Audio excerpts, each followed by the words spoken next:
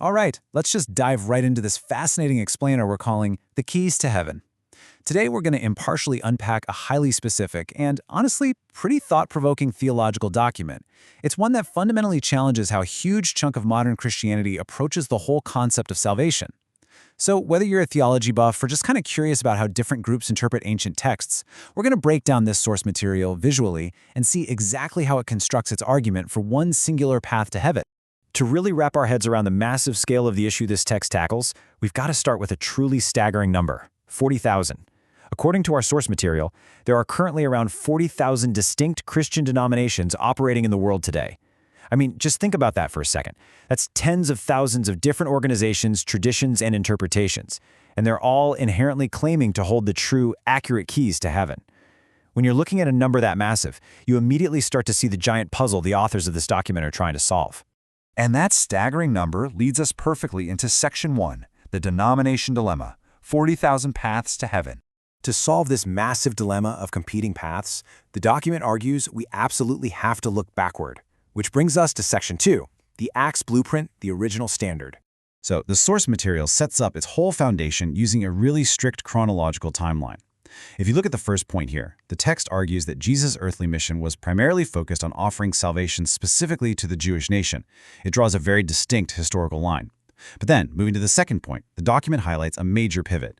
It notes that it's only later, during the events actually recorded in the book of Acts, that salvation is officially extended out to the Gentiles. And Gentiles basically just means the rest of the non-Jewish world. Getting this chronological shift down is absolutely crucial to understanding the rest of their argument. Now, because of that timeline and that specific shift, the document totally elevates the book of Acts. It doesn't just treat it like some historical record. It literally views it as the absolute blueprint. The text highlights Acts as the definitive template, the sole original standard for the early church. Basically, in the eyes of this source text, if you aren't building your church based on this exact blueprint, you're building it wrong. For them, it represents the only valid template for true salvation. So if the book of Acts is the blueprint, what exactly is inside it? Let's jump to Section 3, Elements of Salvation, 3 key elements. The text breaks salvation down into 3 mandatory, totally non-negotiable elements. First up, we have Jesus' blood, which the document states provides the necessary atonement. Second, we have water. But, and this is important, the source is incredibly specific here. This isn't just any baptism. It dictates that it must be water baptism explicitly in Jesus' name. And the third slice of the pie is fire, representing the Holy Spirit. But it goes further, insisting that receiving this Holy Spirit fire is specifically evidenced by the act of speaking in tongues. So, according to the document, every single one of these 3 elements has to be present, no exceptions. And this illustrates how those 3 distinct elements form a highly rigid sequential pattern. Like I said, it's not a buffet menu where you just pick and choose. It's a strict step-by-step process required for salvation. The pattern kicks off with step 1, repentance. That has to be followed by step 2, water baptism, specifically in Jesus' name. And then finally, that sequence culminates in step 3, receiving the Holy Spirit. The source material really hammers home that this exact sequence is the core engine driving the entire Acts blueprint. Now, this strict, unyielding pattern brings us straight to the document's central critique of modern religion, right here in Section 4, Modern Deviations, Misguided Doctrines.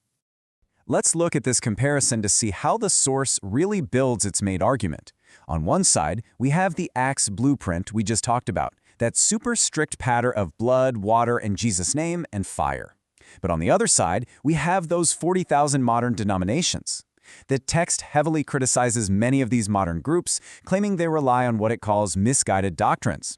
Specifically, it points out that the vast majority of them have fundamentally drifted away from the original blueprint, especially when it comes to the theological concept of the Trinity and the exact method and wording used during baptism.